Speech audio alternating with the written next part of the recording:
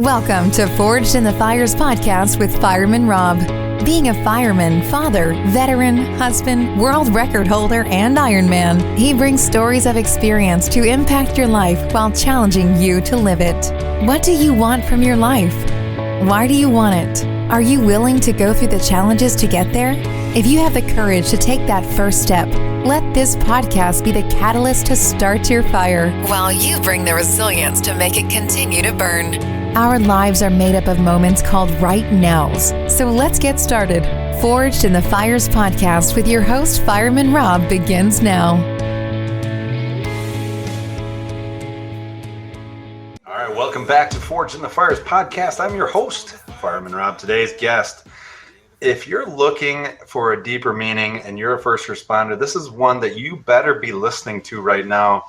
Today I have an author, a motivational speaker, a podcaster for first responders. He has been a detective. He's been in service for 24 years. And not only that, he's a father of 3 amazing humans. He is none other than Super Dave Leath. Thanks so much for joining me today. Thank you for that introduction.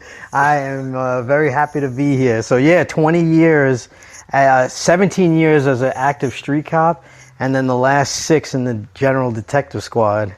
Oh my gosh, that's something superhuman in itself. And you started at New York City, correct? Yeah, but I only had a month left to graduate, and and then I was like, I'm out of here. Now, what led to that? Why did you? What? And it's hard because it's like, I think a lot of people may or may not understand. If they're in the first responder community, they understand things of how things change very dynamically. But explain like how your career, like not only just, from being NYPD, but going into other, going from on the street to being a detective. How does that change your mindset going, being in 20 years, you have a pretty good experience-based mindset. How does that change your mindset from going to different aspects? So let me start from the very beginning when I got the phone call that we were pregnant. And I was in school to become a pilot, and I had to make a decision on, what was going to be the more secure job to take care of the family. So I knew as an officer, police officers never get laid off. It would have to be some kind of crazy national crisis. But even through 2008, through the great, repression, I never stopped getting paid. So right. I knew that I knew as a young man that going that route was going to be the secure, safe route. And I actually took a lot of tests because I had that mindset of, if it's not going to work here, then it's going to work somewhere. I'm going to make this work because I'm going to support my family, Right. My father's idea of fathering was one happy birthday call a year. And I learned that that's not how you father. If that makes sense. If that makes sense, hey, being present actually matters. Being in the household and being present for your kids matters. So, I was determined to support my family. So that's what I did. I took a whole bunch of tests, and I was 22 when I started taking tests, and got hired by the NYPD, and I was only there to support my family. So I knew that was a temporary situation, and it's nothing. If you live anywhere near a city, you know that outside of the city, generally those jobs are a little bit better than working in the city. So I found a little quiet town, and I laid my head there and made a career in this quiet town that I live in. And I was an active street cop, so I was out there. It's not quiet anywhere you are. No, it's not quiet. That's a great statement, but it's not. Well, it's so funny because people in my county, they know what my county makes, and they're like, it's not fair that the city cops don't get paid as much as the county cops. And one of the things is they just have so many more employees. Like, they have a small army. They have 40,000 cops in New York City. It's a small army. It's larger than some countries' armies. It's literally larger than some countries' armies. So, first of all, they go bankrupt if they paid what the counties pay. And then second of all, the taxes are a lot higher in the local counties, so they can afford to pay the cops more. And also, I tell people, everything that happens in the city actually happens in the burbs too. It's just on a much lower scale. You know, like, we still have people dealing drugs, and we still have prostitution, and we still have people doing shootings and stabbings and everything else that goes on in the city. It's just on a much lower scale. You know, it's not the wild, wild west like the city is right now. No, exactly. What state are you in? Are you in California? I'm actually in Wisconsin. Oh, you're in Wisconsin. I thought you were in California. Yeah, no, Wisconsin. No, I'd have moved. Yeah. Now, when I say the Wild West, California really is the Wild West. Oh, yes. Like, oh, yeah. Every other week. Like, did you know that that's the bank robbery capital of the world? I did not know that. That's why they always have the helicopters up, because they're always having chases with bank robbers. I don't know if you remember, I think it was in the 90s, where those guys walked out of the bank and they were like in these like tank man suits. They were like in these bomber suits. I remember that. And and then they walked out and had a shootout with the cops. It's like, where is this? You know, it's like Mad Max. Oh, it's crazy. It's crazy. And, you know, and I think that you make a good point when you're talking about it. You know, it doesn't matter whether you're in the city or in the county or, you know, in the fire department, you have volunteering career. It's like, it's the same stressful job. It's the same kind of stresses that are put on people in different times in different areas. And, you know, it really comes, you know, you've talked about like burnout and stuff like that, and finding your purpose. It's like, how after 20 years in that field of work, do you find your purpose to be able to continue to go to work and continue to give your best? So I'm happy to say I'm in my last year. I spent Congrats. Thank you so much. I spent 2.5 years in special victims, and then I got out of there because those cases were horrific, and as horrible as people think they are, they are. Right. So I got out of there, but the whole time I was training. My whole career I've been training. And I'm big into physical fitness. If I talk to anyone who's young and they're about to get on any of these jobs, whether it's fire, police, or EMS, whatever it is, I tell them to keep themselves in shape, because it will keep you mentally healthy just having a place to go and train when you have those stressful days. Like, you have to stay in shape. And I just tested myself, a humble brag. But I'm in the range of the 30 to 39 year olds. I'm in my 40s, by the way, but I'm in the PT range of the 30 to 39 year olds, because I did my 1.5 miles in 13 minutes. The last quarter mile I sprinted, and wow. And I can still do 40 push-ups, no problem, and I can still do 40 to 50 sit-ups, no problem, in a minute. So. Wow, that's impressive, man. So I'm happy to say that, like, I know that physically I'm in the top 10% of my profession, you know? That is awesome. I'm at about a 70-year-old's range. I've beaten my body to a pulp. I know. I've seen all of the things that you've been doing physically, and I'm like, oh my god, running in full gear. I know it doesn't make sense, but it brought you a lot of publicity. Yeah, you know, it's helped me to function, and it's one of those things. It's similar to what you are doing, and I love this. You know, your mission is to help other heroes to have a deeper meaning to their journey that they're taking. Now, take me down that path of how that really came about, because that wasn't probably something that you were sitting at your desk going, yeah, this is what I should do. But how did that process come about in your mind to be able to say, hey, this is what I need to do to help others in my profession? So when I was 26 years old, I went to see Bob Proctor in Canada. And I thought I was going to see the owner of Procter and Gamble. Love it. So I'm thinking I'm going to meet this he was a multi-millionaire at the time, but I thought he was the owner of every company in the world.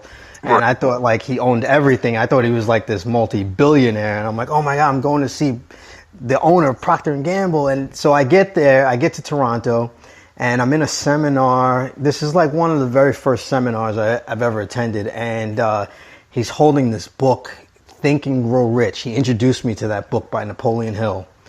And in the book, the first time I read it, in the very first chapter, he talks about finding a definiteness of purpose. And after putting the book down, I just kept wondering, what is my purpose? What is my purpose? And I've always had that servant's heart where I wanted to help people. And now I have an opportunity to help people with their story. So then that led me down a long 15-year journey of personal development and reading personal development and studying, marketing and things like that, internet marketing. And now I know that there's so many people that I've talked to them and they don't know what they're going to do when they retire. They're like, I have no idea what I'm going to do, And, Right. and I'm like, well, I could give you an option if you still have it in your, some people, when they're done with their careers, they hate people and they just want to move to a mountain. But I still love everything. Yeah, just leave everything. But I still like helping people, and that's in my heart. So, I know that nurses, police officers, and firemen, they all took the job to help people. And somewhere along the way, some of them get jaded, not all of them. Some of them still go to work and still have great attitudes and they still want to help people. And for those people that still want to help people, I offer them an opportunity to tell their story, tell what kind of experience they had on the job and how it led them into, whatever they're currently doing, however they can currently help people. And I help them to craft an offer around their experience and around their story. So one of the people who are that I've been reading, one of the people that's one of my mentors, he's dead now, but Joseph Campbell, he wrote The Hero with a Thousand Faces. And I believe the millions and millions and millions of frontline heroes, police officers, firemen, and nurses are heroes with a thousand faces. They all have the same heart, but different faces and maybe even different careers. I know there's so many different branches of nursing and there's so many different branches of the fire department that you could be a fire jumper, you could be a city fireman, you could be a local, right. There's just so many branches. I've had so many conversations with firemen now that they've opened my eyes to all the different areas. You could be you could be a fireman on the water. Scuba and all. Yeah, there's so many different things. There's so many. So you know what I mean by there's so many different things.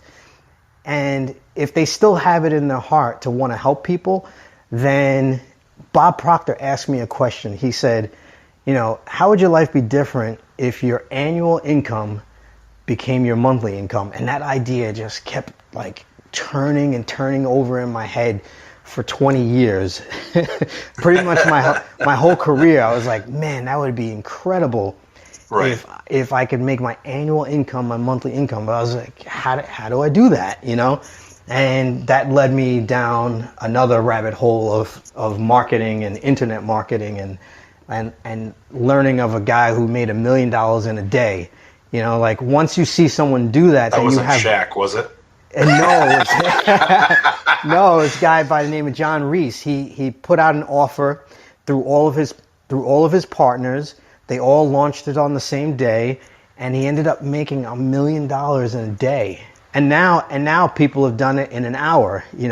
So it just there's an ocean of money out there along, you know, in the internet world, in internet lands. You're right. and if you have something that you can, you know, truly help people with. So a lot of people that come to me, they don't know how they can help someone.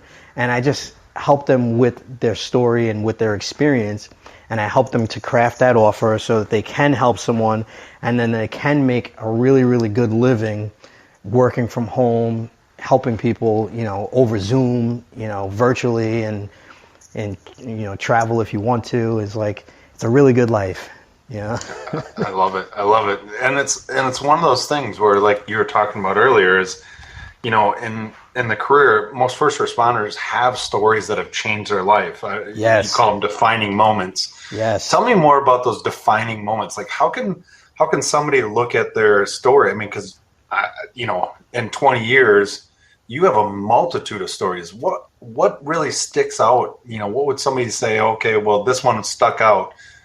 Why would that be important to something like finding their voice? You know, what's so crazy is that my defining moment in my job is not really a big story. It's not like I've caught bank robbers before and I've chased down bad guys that had guns. But my defining moment is really, I'm in the detective squad and I'm yawning an hour into my third shift, and I'm thinking back to, you know, that sacrifice that I made of wanting to be a pilot and choosing security over, you know, over the dream, and choosing family over the dream, and now having new dreams. Just reminding myself, so I had to get up and walk away from my desk, and I just had to remind myself, like, hey, at any point, you know, you can reinvent yourself, especially in the day and age that we live in now. If you have a bigger dream for yourself and you have, like, you know, like, you feel a little burnt out or you feel a little bored at work, there's so many things out there. There's so many things online that are legal and legit, where you can actually legitimately support another human being, and they'll be grateful for it, and you can get paid. Like, you know, just 200 customers online is like a drop in the ocean, you know, and right. Just to find 200 customers, like, if you find 200 customers and you do that math, whatever you're charging them, say it's a monthly thing or say it's a one-time thing. I deal in high ticket, but let's just say it's a one-time thing. If you could just find 200 people in the world that you could help, you could be set for the rest of your life, you know? It's like, right. The numbers, the sheer numbers of people that are online that are just looking for things and looking for support. And look, that's what YouTube is built on. How many people go on YouTube and figure out how to fix something in their house, you know? Yeah, how many people go on YouTube and fix something the wrong way, though? No, I'm just kidding. Well, I know that so I was true, trying though. to figure out something on Zoom, and I was trying to figure out, like, how to make my meeting the same meeting every single day. And you know, a lot of people think Google to Google things, but the number 2 search engine is YouTube. So many people go to YouTube and they type in the words "how to blank," and you know, I'm not saying to become a YouTuber. I'm just saying that's an avenue. You can become a podcaster. You can become a YouTuber, and you can, like, if you type in the word fire coach, or you type in the word nurse coach, or you type in the word police coach, you'll get a search back, and you'll see all of these people doing these various things where they're coaching people. And there's so many.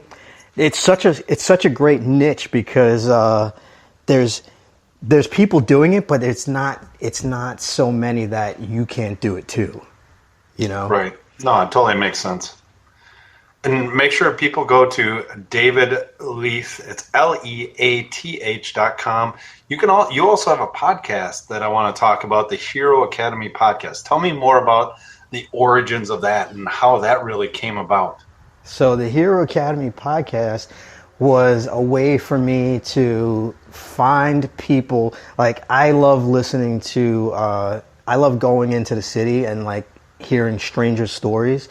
But even more so, I love hearing the stories of what I call, heroes. So that's why I called it the Hero Academy, because I love hearing the stories of nurses and firemen and police officers. And I know that they've had there's so much fun to be had on the job, There's so many laughs. Trouble fun, yeah. Trouble fun, yeah. There's so many laughs. Like one firewoman, she told me a story of someone passing gas near a CO2 detector. And it was just such a great story. She's like, because the CO2 detector wouldn't go off, like it just kept buzzing, and everybody knew. So everybody knew what it was. She didn't say who it was that did it, but it was. They call them out on live air. Well, it might have been her. She didn't say. Yeah, it was a good hiding. Yeah, she left me wondering, but so yeah, I love talking to people, and I love meeting interesting people. So that's why I created that. And my coaching program is called the Hero Coach Academy.com. So that's, yeah, so everything is around coaching and just speaking to heroes. And it's great to be able to provide an opportunity for individuals, because I know I found a lot of healing from telling some of my stories and understanding greater meaning behind them, because that's, I think a lot of first responders struggle with the stories that they don't tell, but you're helping them to find those stories and define those stories into something that can positively affect other people. What is the greatest benefit you found from individuals that you have helped? What is some of the feedback? Because I think it could help people to maybe even just step into that realm to try it out at least. Well, one of the greatest benefits is that I have this immense feeling of fulfillment, because one of the best acronyms I've ever heard for hope was help one person every day. And I think that's awesome.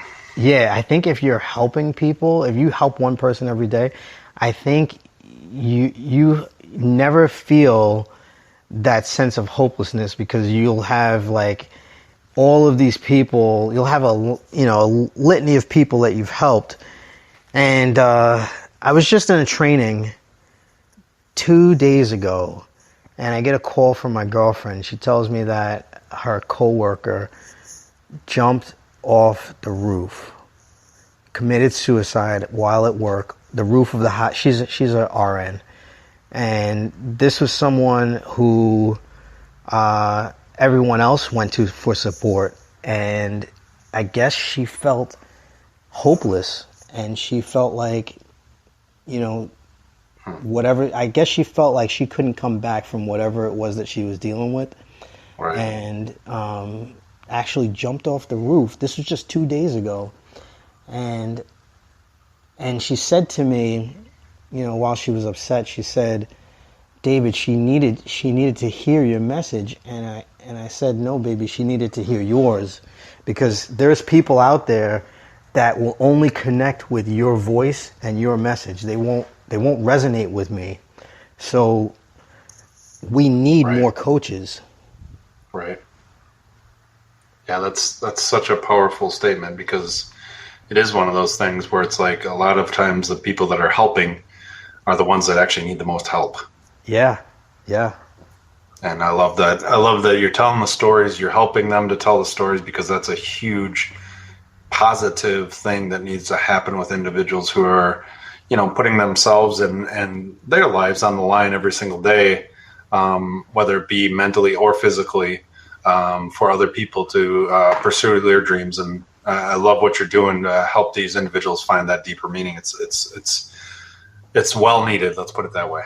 Thank you. One of my favorite quotes from another speaker, he says that a lot of people put a period on their story when there should be a comma. I'm of the belief that there's always a place to put a comma, and there's always, another chapter. Like, my son went through some adversity recently.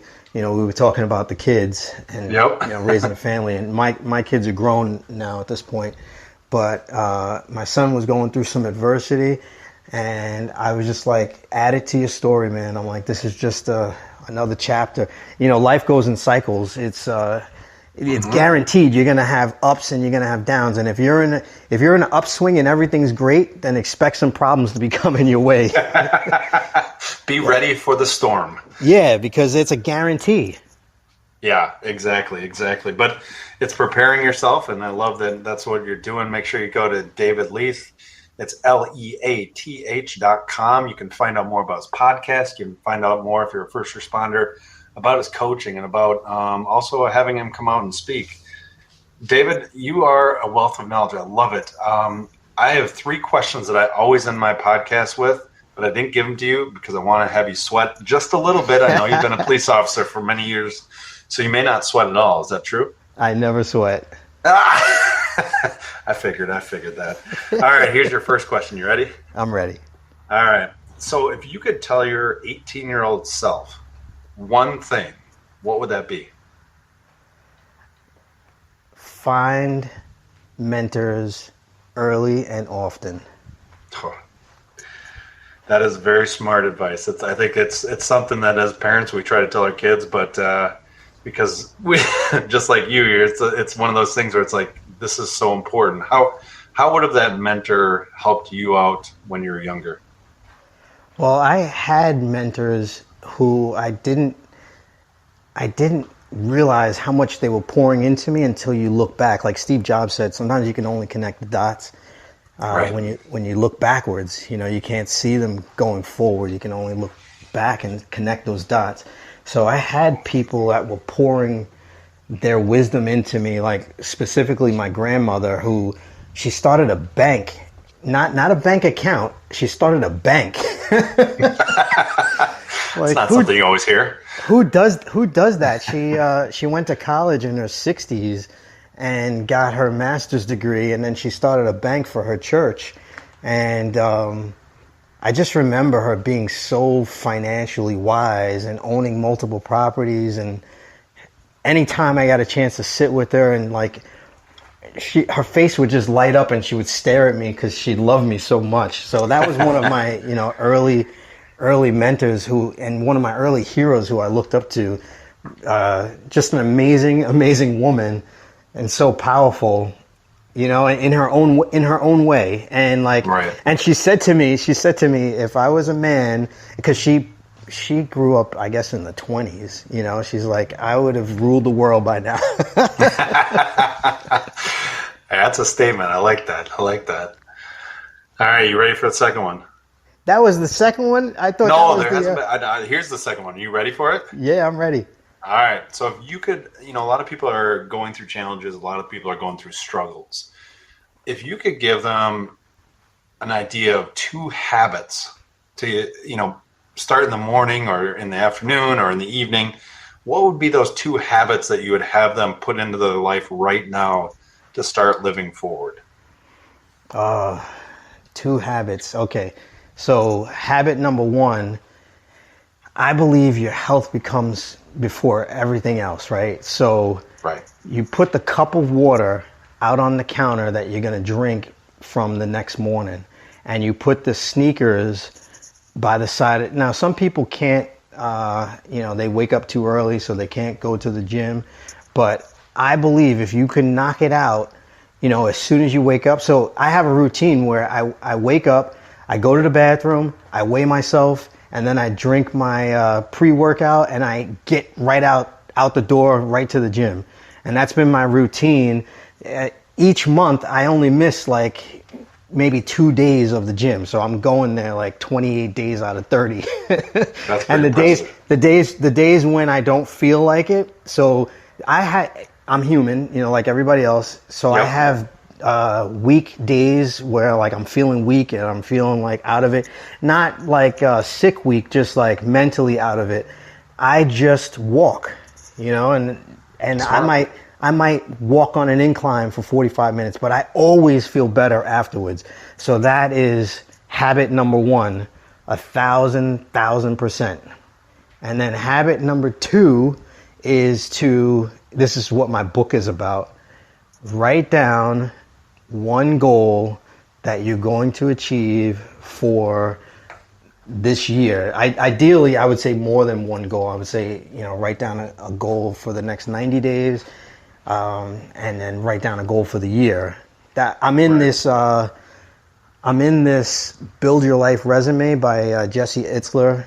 It's a coaching program for the full year. It's called his Calendar Club, and it's affected my life in a way that I'm making this my best year ever with my family. It's like it's all about time, and marking things down on the calendar.